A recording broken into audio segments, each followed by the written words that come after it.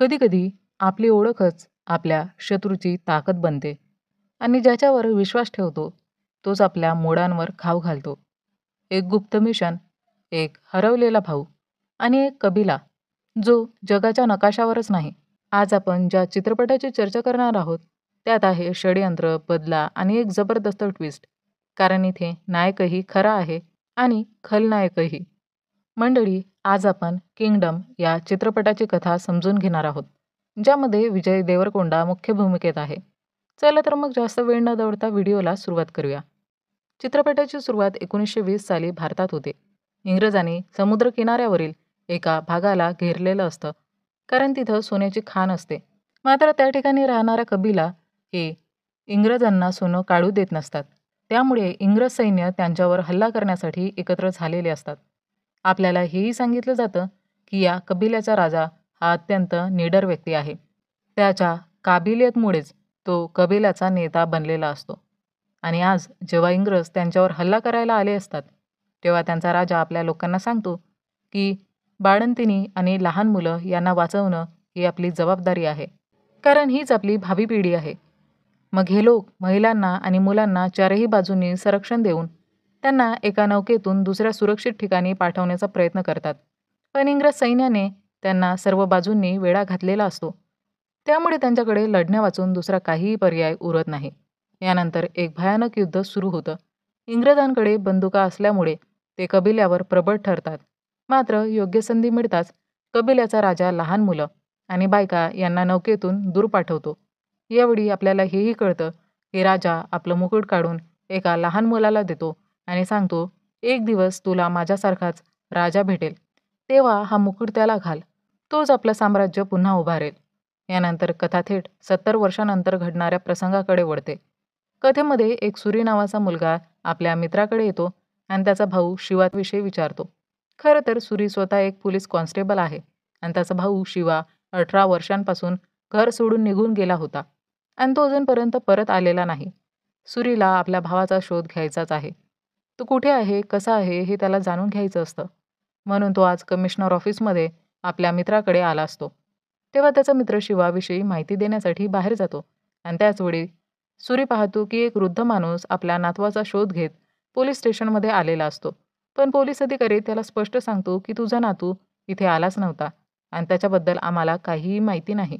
पण लगेचच सुरीचा मित्र त्याच्या कानात सांगतो की त्या वृद्धाचा नातू नक्षलवादी आहे आणि पोलिसांनी त्याला पकडलंय. पण त्याच्या विरोधात कोणतीही FIR नोंदलेली नाही. कुणालाच कल्पना नाही की आता त्या मुलाचं काय होणार आहे. सुरी जवळच्या खोलीत डोकावून पाहतो तर तिथे खरंच तो मुलगा कैदेत असतो. म्हणून सुरी त्याला सोडवतो. याचवेळी तो वृद्ध माणूस पोलीस स्टेशनमधून जात नव्हता. त्यामुळे एक पोलीस अधिकारी त्याला मारू लागतो. हे पाहून सुरी त्या पोलिसावरच हात उगारतो आणि त्याला मारतो. यानंतर इतर सर्व पोलीस कर्मचारी सुरीवर तुटून पडतात. पण त्याचवेळी त्या वृद्धाचा नातू पळून जाण्यास यशस्वी होतो. आता सुरीने एक पोलीस अधिकाऱ्यावर हात उचलला असल्यामुळे त्याच्यावर चौकशी सुरू होते. सुरीचा मामा हे ऐकून त्याला रागाने सुनावतो की तू पोलीस असताना असं पाप कसं केलंस. आणि नंतर त्याची आईही त्याला थोबाडीत मारते. तेव्हा सुरी म्हणतो, मी उद्या सगळ्यांची माफी मागेन. पुढच्या दिवशी कमिशनर आणि JP नावाचा एक वरिष्ठ अधिकारी सुरीला भेटायला येतात. कमिशनर त्याला धमकी देतो, तू आपल्या सिनियरला मारून बरंच मोठं पाप केलं आहेस. आता तुला जेलमध्ये जावं लागेल. पण सुरी आधी सॉरी म्हणतो आणि नंतर कमिशनरला सांगतो की त्या कैद्याच्या विरोधात काही FIR नव्हती. म्हणून जर माझ्यावर चौकशी झाली तर मी खरं सांगेन की मी त्या पोलिसाला का मारलं. हे ऐकून कमिशनर काहीच बोलू शकत नाही. तिथंच बाजूला बसलेला JP हे सर्व पाहून आनंदित होतो की सुरी जरा जास्तच तेज आहे. त्यानंतर दुसऱ्या दिवशी JP पुन्हा सुरीला भेटतो आणि म्हणतो, मला एका अंडरकव्हर ऑपरेशनसाठी एका अधिकाऱ्याची गरज आहे आणि तो अधिकारी तूच आहेस. हे ऐकून सुरुवातीला सुरी नकार देतो आणि म्हणतो, मी हे सगळं करू शकणार नाही. पण मग JP सांगतो, मला माहिती आहे की तू तुझ्या भावाचा शोध घेत आहेस. या मिशनमधून तुला तुझा भाऊ सापडेल. हे ऐकल्यावर सुरी लगेच तयार होतो. त्यानंतर JP त्याला सांगतो की त्या गँगमध्ये तुला शिरायचं आहे. त्याचा लीडर म्हणजे शिवा, तुझाच भाऊ. हे लोक सध्या श्रीलंकेत राहतात. तिथंच सुरीला आपल्या भावाचा एक फोटोही पाहायला मिळतो. यानंतर आपल्याला भूतकाळातील एक सीन दाखवला जातो, जिथं सुरी आणि शिवा दोघंही नेहमी एकत्र असतात. त्यांचा बाप कायम दारू पिऊन त्यांच्या आईला मारहाण करायचा. त्यामुळे सुरीला आपल्या वडिलांबद्दल खूपच तिरस्कार वाटायचा. एकदा सुरी जत्रेत गेला असताना त्याने एका स्त्रीकडून टॅटू करून घेतला असतो. ही गोष्ट कळताच त्याच्या वडिलांनी त्याला खूप मारलं. काही दिवसांनी जेव्हा त्याचे वडील पुन्हा दारू पिऊन आईला मारत असतात, तेव्हा शिवा आपल्या आईला वाचवण्यासाठी आपल्या वडिलांनाच मारून टाकतो. योग्य वेळी त्यांचा मामा येतो आणि शिवाला तिकडून पळून नेतो. कारण पोलीस त्याला अटक करण्यास येणार असतात. जाताना शिवा सुरीला सांगतो, आईची काळजी घे. त्यानंतर शिवा कुठे गेला हे कोणालाच माहिती नव्हतं. आता पुन्हा वर्तमान काळात जेपी, होम मिनिस्टर आणि इतर अधिकाऱ्यांना सांगतो की आपल्या देशावर मोठं संकट घोंगावत आहे. श्रीलंकेत उडीपन आणि त्याचा मुलगा मुरुगन हे एक मोठं कार्टेल चालवत आहे, ज्यात अनेक सदस्य आहेत. लवकरच त्यांच्याकडे हाँगकाँगहून मोठा शस्त्रांचा साठा येणार आहे आणि जर ही शस्त्र भारतात आली तर आपल्या नेत्यांच्या सुरक्षेला मोठा धोका निर्माण होईल. ही शस्त्र समुद्रमार्गे जमिनीपर्यंत पोहोचवण्याची जबाबदारी काही आदिवासी लोकांनी घेतली आहे. खरं म्हणजे 1920 मधील इंग्रजांच्या हल्ल्यानंतर काही आदिवासी लोक एका बोटीमधून श्रीलंकेत गेले होते. भारताला स्वातंत्र्य मिळाल्यानंतर त्यांनी परत भारतात येण्याचा प्रयत्न केला, पण सरकारने त्यांना भारतात स्थायिक होण्याची परवानगी दिली नाही. त्यामुळे ते लोक आता श्रीलंकेतील एका बेटावर राहतात. पण तिथेही त्यांच्यावर अन्याय झाला. तेव्हा उडियप्पनने त्यांना कार्टेलसाठी स्मगलिंग करण्याचं आमंत्रण दिलं. त्यामुळे या लोकांनी हेच काम सुरू केलं आणि त्यातून आपला उदरनिर्वाह करू लागले. आज त्या गँगचं नेतृत्व शिवा करत आहे आणि ज्याच्या मागे ते सुरीला पाठवत आहेत. आता सुरीचं ट्रेनिंग जेपीने सुरू केलं असतं. काही दिवसांनी जेपी सुरीला सांगतो की आता तू आपल्या भावाला भेटू शकतोस. तो सध्या तुरुंगात आहे आणि लवकरच बाहेर येणार आहे. मग जेपी सुरीला कैद्याच्या रूपात त्याच तुरुंगात पाठवतो. सुरीला तिथे जाऊन आपल्या भावाशी, शिवाशी संपर्क करायचा असतो आणि त्या कार्टेलविषयीची माहिती गोळा करून जेपीकडे पोहोचवायची असते. सुरी तुरुंगात पोहोचल्यावर दुसऱ्याच दिवशी शिवाच्या माणसांशी भांडण करतो, जेणेकरून शिवाचं लक्ष त्याच्यावर जावं. जेव्हा शिवा त्याला मारण्यासाठी येतो, तेव्हा सुरी लहानपणी जसं बोलायचा तेच वाक्य पुन्हा बोलतो. हे ऐकून शिवा थक्क होतो आणि समजतो की हा त्याचाच भाऊ आहे, जो आता तुरुंगात आला आहे.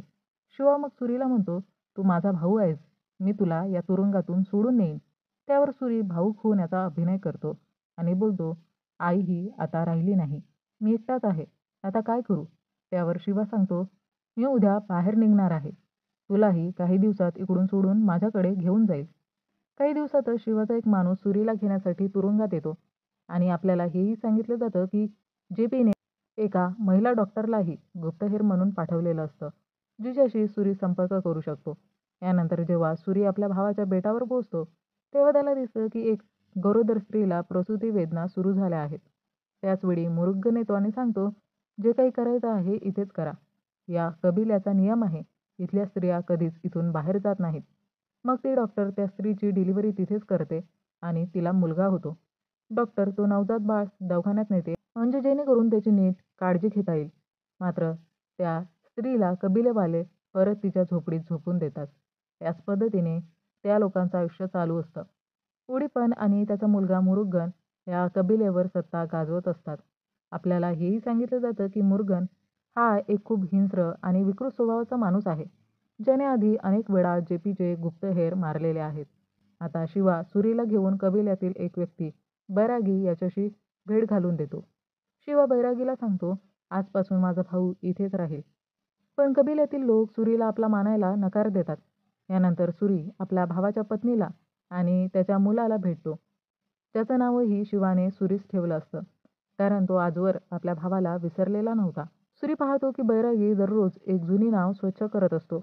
लोक त्याला सांगतात की याच नावे 70 वर्षांपूर्वी त्यांचा कबिला इथे श्रीलंकेत आला होता. नंतर सुरी शिवाला बोलताना ऐकतो की ते एका पोर्टवरून सोने आणायला जाणार आहे. यानंतर सुरी त्या डॉक्टरशी भेटतो, जी त्याच्यासारखीच गुप्तहेर असते. बाळाला पाहण्याच्या बहाण्याने तो तिला बोलतो की शिवा आणि त्याचं गँग पोर्टवरून सोनं घ्यायला जाणार आहे. हे समजतात जेपी लगेच श्रीलंकेच्या नेव्हीला तिथं पाठवतो. हे पाहून शिवा आणि त्याच्या गँगला तिथून पळावं लागतं आणि त्यामुळं सोनं तिथंच राहून जातं. ही गोष्ट जेव्हा मुरुगनला कळते, तेव्हा त्याला जबरदस्त राग येतो. तो कबिल्यातील एका माणसाला गुप्तहेर समजून एवढं मारतो की त्याचा जागीच मृत्यू होतो. शिवाय तो अजून 4 जणांना बंदी बनवून ठेवतो. पण ही बातमी जेव्हा उडीपनला समजते, तेव्हा तो मुरुगनच्या कानाखाली मारतो, कारण अशा प्रकारामुळे कबिल्यातील लोक चिडू शकतात. इकडे बैरागी आपल्या कबिल्याच्या माणसाचा मृतदेह पाहून संतप्त होतो. त्यानंतर शिवा आपल्या सहकाऱ्यांसोबत मीटिंगला येतो आणि मुरुगनला म्हणतो, माझ्या माणसांना सोडून दे. पण मुरुगन म्हणतो, मला गुप्तहेर कोण आहे हे शोधायचं आहे. आपलं इतकं सोनं पकडलं गेलंय आणि काही दिवसातच शस्त्र यायला आहेत. तर पेमेंट तर सोन्यातूनच करावी लागेल ना? असं म्हणतात तिथे त्यांच्यात वाद होतो आणि कधीही भांडण होऊ शकतं असं वातावरण तयार होतं. अशावेळी सुरी म्हणतो, जर आपण ते सोनं नेव्हीकडून चोरून आणलं तर तू आमच्या साथीदारांना सोडशील का? हे ऐकून तिथं बसलेला उडीपण आणि त्याचे साथीदार खुश होतात आणि म्हणतात, हो, आम्हाला ही डील मंजूर आहे. पण इथे सुरी अजून एक अट ठेवतो. ज्या बाईला बाळ झालं आहे तिला तिच्या मुलाला पाहण्यासाठी हॉस्पिटलमध्ये जाण्याची परवानगी द्यावी लागेल. हे ऐकून सोन्याच्या लालसामुळे उडीपण हेही मान्य करतो. पण जसा सुरी कबिलात परत येतो, लोक संतप्त होतात आणि म्हणतात, आपण ते सोनं कसं चोरणार? त्यावर शिवा म्हणतो, सुरीकडे नक्कीच काहीतरी योजना असेल. यानंतर सुरी सांगतो, जेव्हा नेव्हीवाले सोनं शिफ्ट करत असतील तेव्हा आपल्याला ते चोरायचं आहे. मग हे लोक काही दिवस नेव्हीच्या हालचालींवर लक्ष ठेवतात.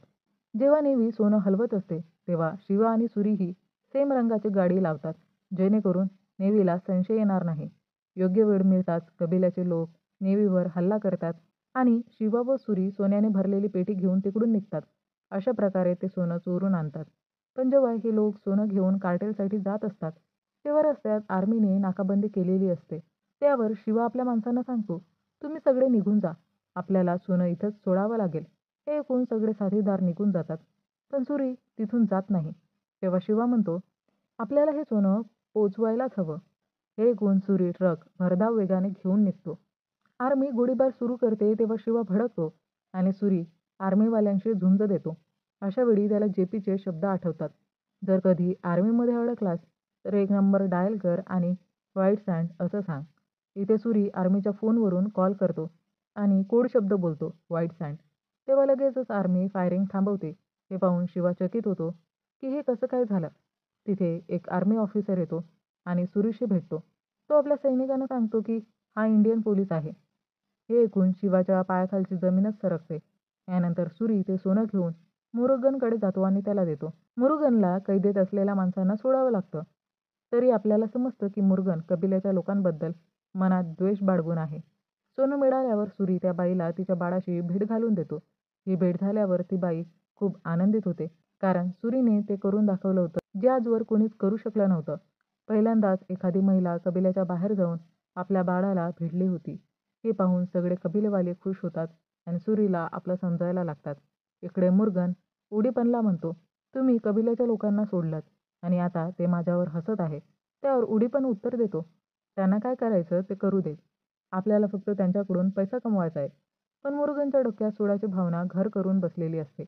इकडे कबिलेवाले सेलिब्रेशन करत असतात. त्यावेळी शिवा सुरीला म्हणतो, तू इकडून निघून जा, यांचा विश्वासघात करू नकोस. तेव्हा सुरी म्हणतो, तूही माझ्यासोबत चल. पण शिवा उत्तर देतो, मी 18 वर्षांपूर्वी यांच्यात आलो होतो. आता हेच माझं कुटुंब आहे. तेव्हाच आपल्याला सिंगा नावाचा एक कबिल्याचा माणूस दिसतो. तो एका व्यक्तीला जबरदस्त मारतो. मग हे उघड होतं की तो माणूसही एक गुप्तहेर होता, ज्याने नेव्हीला सोनं स्मगल होण्याची बातमी दिली होती. सिंगा विचारतो, तू असं का केलंस? तेव्हा तो माणूस उत्तर देतो, कारण इंडियन पोलिसांनी सांगितलं होतं की जर मी हे काम केलं तर ते मला कायमचं इंडियामध्ये राहायची संधी देईल. हे ऐकून सुरी आश्चर्यचकित होतो की इथे अजून किती गुप्तहेर आहेत. त्याचा अर्थ असा की सोन्याची माहिती जीपीला सुरीने दिली नव्हती, तर हे सगळं त्या गुप्तहेराचं काम होतं. पण तेवढ्यात बैरागी त्या माणसाला ठार मारतो आणि मग एक माणूस येऊन सांगतो की उडीपण आता या जगात नाही. हे एकदा सगळेजण उडीपणला पाहायला जातात. कबिल्यातील लोक एकमेकांशी बोलत असतात की आता उडीपण नंतर मुरुगन कोणाचंच ऐकणार नाही. तो काहीही करू शकतो. यानंतर मुरुगन आपल्या वडिलांच्या अंतिम संस्काराला सर्वांशी भेटतो. उडीपणचा एक साथी विचारतो, तुझा भाऊ कुठे आहे? तेव्हा मुरुगन सांगतो, सेतू भैया सध्या सिंगापुरात आहे, ती येऊ शकणार नाही. तरी बहुतेक सगळ्यांना वाटत असतं की मुरुगननेच आपल्या वडिलांना मारलं आहे आणि तेच खरं होतं. यानंतर मुरुगन सांगतो, माझे वडील कबिलाच्या लोकांशी खूप जवळचे होते, म्हणून मी त्यांच्या वतीने आज सर्वांसाठी भोज देणार आहे. त्यामुळे तो शिवाला सांगतो की सगळ्यांना घेऊन ये. कार्डेलच्या सांगण्यावरून शिवा मान्य करतो. दुसरीकडे सूर्या त्या लेडी डॉक्टरला भेटायला जातो आणि विचारतो, इथे अजून किती खबरी आहेत? तेवढ्यात जेपी तिथे येतो. जो त्यांच्यावर लक्ष ठेवून होता. JP सांगतो, वेपनचं कंटेनर आला आहे आणि ते तुझा भाऊच घेणार आहे. त्यामुळे त्याच्याबद्दल माहिती मिळवून आम्हाला कळव. नाहीतर मी कबिल्यामध्ये ही बातमी पसरवेन की शिवाच आमचा खबरी आहे आणि मग ते लोक त्याला मारून टाकतील. त्यानंतर सूर्या थेट शिवाकडे जातो आणि म्हणतो, आपण भारतात जाऊया. फक्त मला हे सांग की तू ज्या कंटेनरसाठी जातो आहेस त्याचा नंबर काय आहे?